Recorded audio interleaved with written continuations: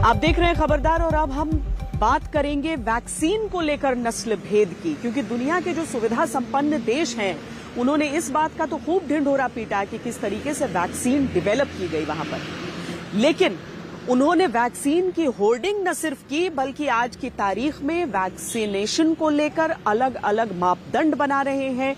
England ऐसा ही एक देश है जो अपने देश में तो ऑक्सफोर्ड एस्ट्राजेनेका का प्रयोग कर रहा है, लेकिन हिंदुस्तान में उसी फॉर्मूले पर आधारित जो कोविशील्ड वैक्सीन बनी है उसे लगाए हुए लोगों को मान्यता उस हिसाब से नहीं दे रहा है। ब्रिटेन की तरफ से बहुत सारी दलीलें दी गई हैं, लेकिन इसका सीधा मतलब निकल कर यह आता है कि अगर आप भारत में वैक्सीन लगवा रहे हैं तो इंग्लैंड को वो वैक्सीन नजर नहीं आता। इसे लेकर तमाम आवाजें भी उठ रही हैं। ये रिपोर्ट देखिए।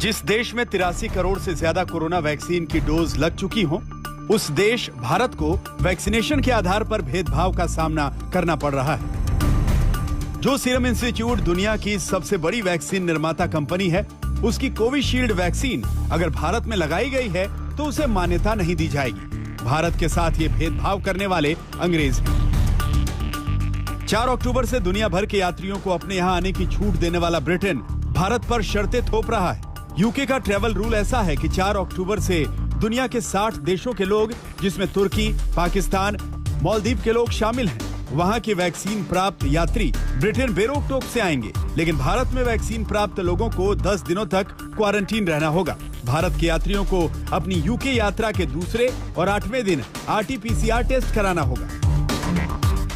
ब्रिटेन के इस भेदभावपूर्ण रवैये पर भारत को सख्त ऐतराज है। मंगलवार को विदेश मंत्री एस जयशंकर ने अपनी ब्रिटिश समकक्ष लिज ट्रस के सामने भारत की नाराजगी को साफ तौर पर रखा था। भारत साफ कह रहा है कि अगर ब्रिटेन ने भेदभावपूर्ण नीति को नहीं बदला तो भारत जवाबी कार्रवाई करेगा। The basic issue is that here is a vaccine Covishield, which is a licensed product of a UK company. And therefore, non-recognition of Covishield is a discriminatory policy. And I'm told that certain assurances have been given that this issue would be resolved. But if we don't get satisfaction, we would be within our rights to impose reciprocal measures. सवाल सिर्फ कूटनीतिक कुश्ती का नहीं है। Britain की vaccine travel नीति में उसका वही रवैया झलकता है जैसा औपनिवेशिक सत्ता चलाने के दौरान था। भारत में बनी कोविशील्ड वैक्सीन ऑक्सफोर्ड एस्ट्राजेनेका के फॉर्मूले पर बनी है, लेकिन जब 4 अक्टूबर से ब्रिटेन यात्रा को लेकर नियमों का ऐलान हुआ तो ऐसी शर्तें रखी गईं कि भारत यात्रा की प्रतिबंधित सूची में आ गया। इसके बाद ब्रिटेन को कोविशील्ड को लेकर आईना दिखाया गया तो उसने बड़ी चालाकी से कोविशील्ड को मान्यता प्राप्त वैक्सीन की कैटेगरी में डाल दिया, लेकिन भारत में जारी वैक्सीन सर्टिफिकेट मान्य नहीं है। इसे सरल भाषा में समझने की कोशिश करें तो ब्रिटेन सरकार ने कोविशील्ड वैक्सीन तक को मान्यता दे दी है, लेकिन वैक्सीन का दिया हुआ भारत में सर्टिफिकेट इसको मान्यता नहीं देने को तैयार है ब्रिटेन सरकार। अब आगे जाकर भारत अभी भी एम्बर लिस्ट ऑफ कंट्रीज में दिखाई देता है। उसके तहत 10 दिन का क्वारंटीन करना और 2 दिन टेस्ट करना अनिवार्य है।